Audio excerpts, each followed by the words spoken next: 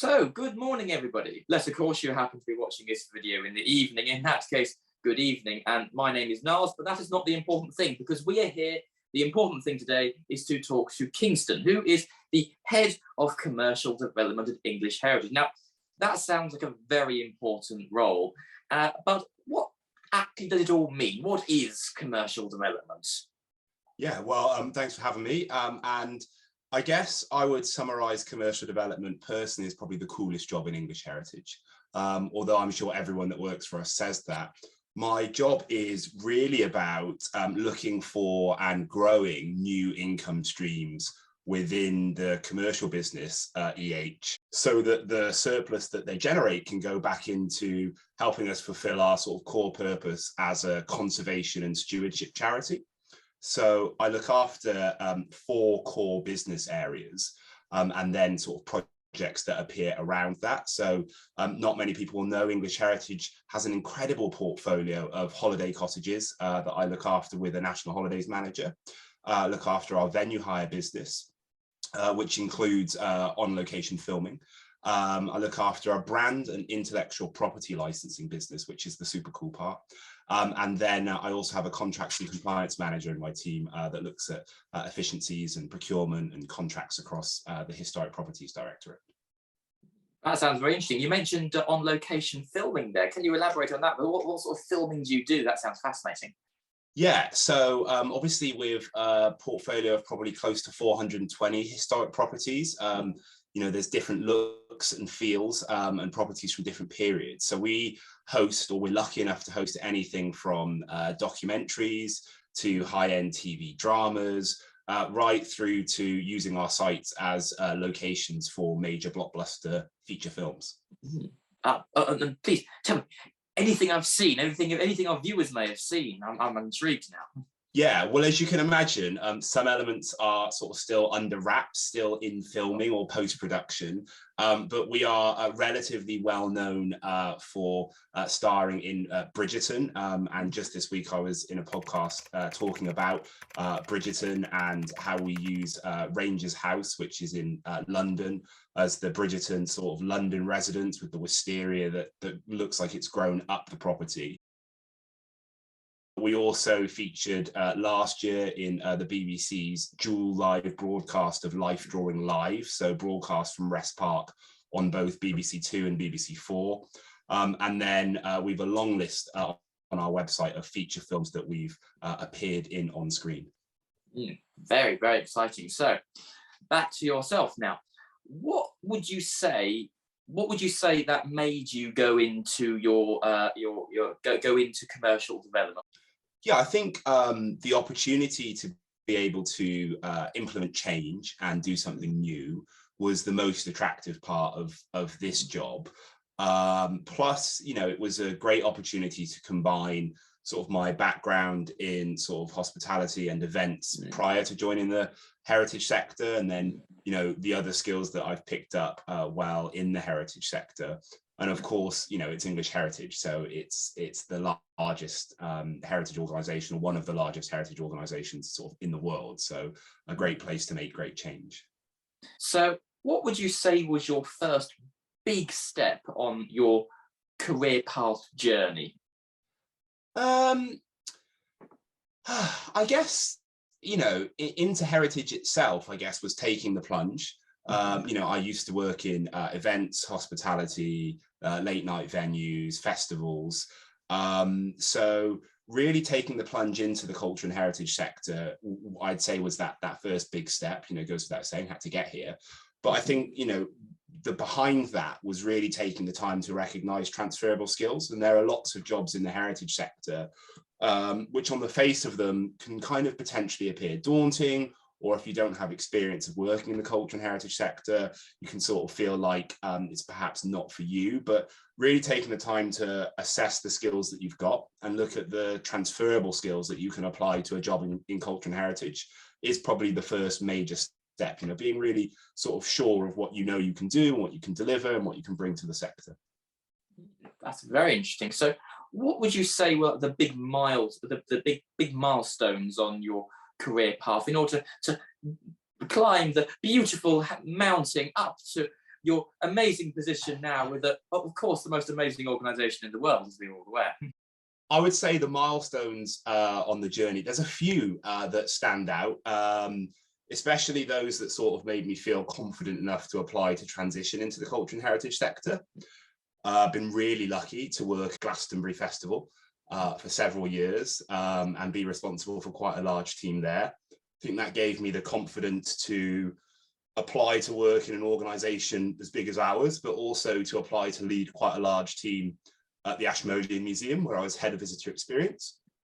I think the other milestone, probably my previous role as head of operations, planning and commercial at the History of Science Museum. So another museum within the University of Oxford group, but a role that really covered lots of facets from admin, operations, commercial, HR, financial reconciliation. You know, you sort of, as a smaller museum, you really have a finger in all the pies, which kind of exposes you to the elements of a business that, you know, you might not get to otherwise see, or they might be looked after by a business partner. But being able to sort of see through all of the angles and all of the lenses made me feel confident enough that actually joining English Heritage, I could bring something great to the table. Very interesting. So what would you say for your current position now as head of commercial development at English Heritage, what would you say are the biggest challenges that your position throws up? Yeah, well, my the ultimate measure of my success is, you know, income and profit generation. And the biggest challenge at the moment is that the marketplace in all of the business areas that I look after, and indeed looking at new business areas, is in a state that we've never seen before. You know, we have got a range of events that we're still rescheduling from 2020. We've got lots of weddings and life celebration events that we're still rescheduling.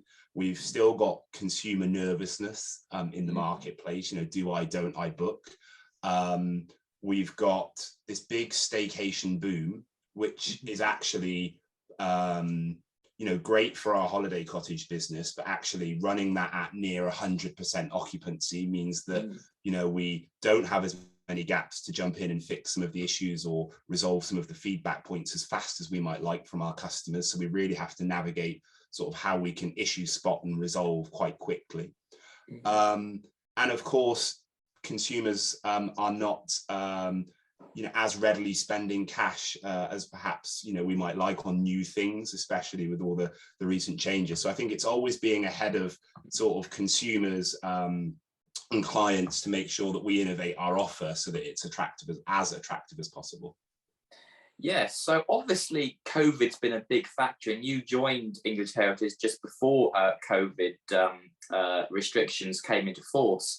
So how, especially in the early days back in summer of 2020, how much of a shock was that to the sort of the well-oiled English Heritage machine, as it were? Yeah, I think one of the things you know, that really stood out when I joined English Heritage was that there's a really robust suite of business continuity plans and a really well-structured leadership team. So actually what we were able to do was quite quickly enact some of those business continuity plans and assemble the right people to make the right decisions. COVID was a challenge for all of our business areas and continues to, you know, have somewhat of a hangover effect, a post-pandemic effect. But I think we were as well equipped as we could be. And I think part of what made handling the impact of COVID possible was that we've a team of, you know, 2,500 employees that are all here because we love culture and heritage and we love English heritage, and everybody wants to do the right thing and make the right thing happen. And when you're all sort of facing in the right direction is half the battle, that I think we were able to overcome that, you know, almost instantly. Would you say there's any big, I think we've touched on this slightly before, but would you say there's any big changes that sort of we still feel the effects of, or we're never going to go back to how we operated beforehand? Do you know, I think one of the major positives is the flexibility that we've unlocked amongst our workforce. So I have, you know, close to 17 different people in different teams that work towards the sort of overall commercial development goal, all of which are now able to work flexibly from home, which existed before, but is now much more commonplace, all of which are able to travel less, which ultimately means they have a better work-life balance, they're able to be more productive, and they're able to actually engage more with clients, because previously a number of our clients would have insisted on a face-to-face meeting or an office-based meeting or a site-based meeting. And actually we're starting to unlock technology as an enabler to doing more and having to not necessarily travel as much. And that doesn't mean that we're less present at our sites, but it means that actually when we go to sites, there's a real valid reason to be there, to engage with the site team or to engage with our clients, rather than just to have a meeting or a catch-up that could happen virtually. I mean, I know myself that Zoom call has been very foreign to me back in 2019 at least, and I'll be very surprised to see myself doing this right now 3 years ago. As head of commercial development, you must have met some absolutely fascinating people on your with your time at English Heritage. Would you care to talk to us about some of your most memorable people you've met? Yeah, I mean, I guess without sounding cheesy, everybody's memorable. We've got some incredible characters that work within English Heritage. I think for me, it's more some of the projects that those individuals have helped deliver that really stick out, because it'd be unfair to say that one site manager or team member is more memorable than the other, because in the innovation space, what we're doing really does take everybody. It really does need involvement from all of our teams, but we've managed to deliver some really cool stuff.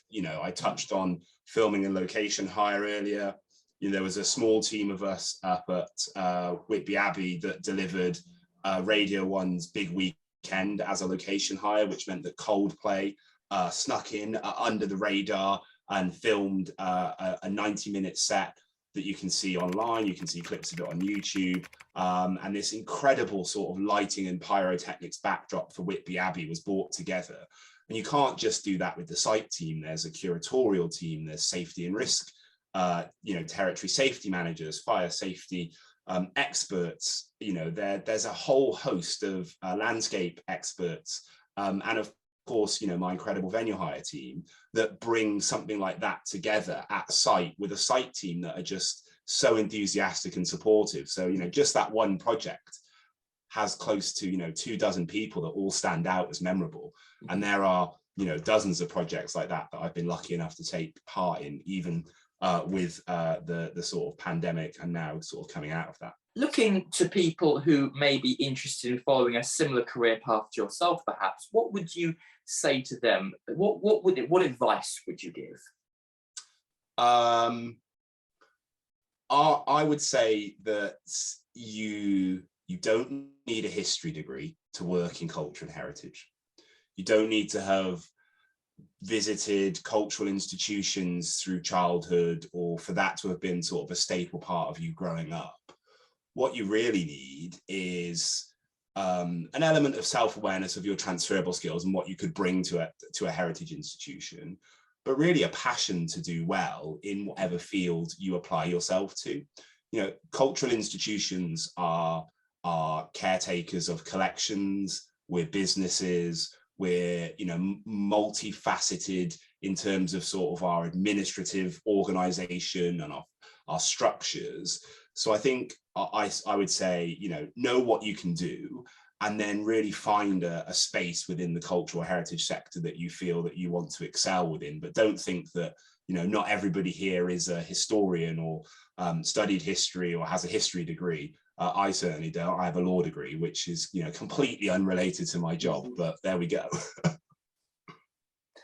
Well, that's me out of questions. And thank you so much for your time. And thank you for everybody watching TTFN. Cheers, Niles. Thank you.